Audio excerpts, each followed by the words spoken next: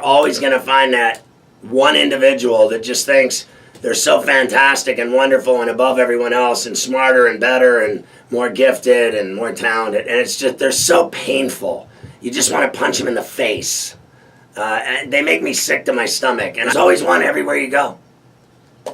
Well, it doesn't matter where you go, you're going to run into him. And I think Sherman, I think he's a great football player. Without a doubt, I love his skill. But he's such a pain in the ass. I think that's why they're talking about getting rid of him, because he's such a pain in the ass. And he thinks he's so wonderful and so above everyone and so smart, which I'm sure he is. He went to Stanford, so he's clearly bright. But sometimes don't you just have to look in the mirror when everyone says you're a pain in the ass and you finally listen and say, you know what, I'm a pain in the ass. Sherman has never done that. He's always, it's all about me. Don't you know who I am? And it's always everyone else's fault. And every play is a penalty against the other guy.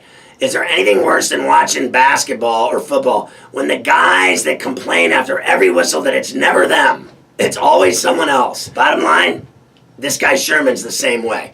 Never his fault. It's always the other guy. And then when things don't go his way, he starts lighting up his coaches and teammates. And everybody knows it. I don't think he's going to the Pats at this point. It's, you know why? Because it's taken too long. Do you remember the whole deal with Malcolm Butler going to the Saints?